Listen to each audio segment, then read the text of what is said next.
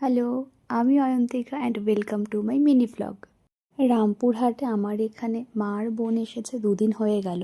আজ আমরা সবাই মিলে ঠিক করেছি বোলপুর শান্তিনিকেতন যাব।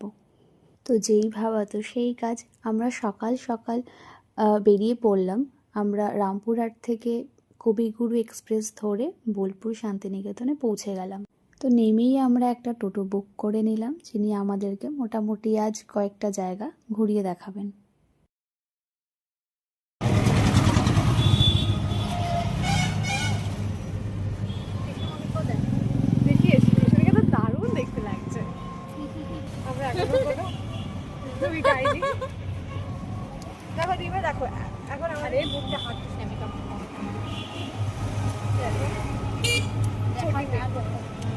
আমরা এখনো কোনো রেস্টুরেন্ট খুঁজে পাচ্ছি না খাওয়ার, তাও ট্রাই করছি, দেখি কতদূর কি হয়।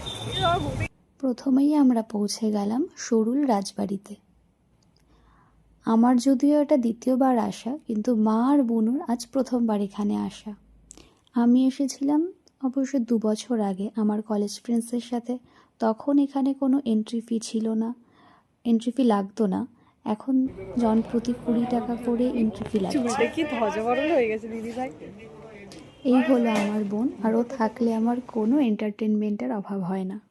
বোলপুর শহর থেকে কিছুটা দূরে সুরুল গ্রামে এই রাজবাড়িটি অবস্থিত। এটিকে সরকার বাড়িও বলা হয়। 1750 খ্রিস্টাব্দে শ্রীনিবাস সরকার মহাশয় এই রাজবাড়িটি তৈরি করেছিলেন। ভেতরে ঢুকতেই প্রথম চোখে পড়লই ঠাকুর দালান। 250 বছর ধরে হয়ে আসা দুর্গাপুজোর ঐতিহ্য বহন করছে ঠাকুর দালানটি। এরপর আমরা কিছু ফটো ভিডিও তুলতে ব্যস্ত হয়ে গেলাম। আমার বোনকে দেখছে, ওর 2টো মুড। এক হলো খুব হাসি খুশি, আরেক হচ্ছে খুব ডিস্টার্ব। ওর কী হয় আমি জানি না, হঠাৎ করে খুব রেগে যায়, খেপে যায়। তারপর ওর মুড ভালো হলে একটুখানি পোজ দিয়ে নিল, কিছু ছবি তুলে নিল।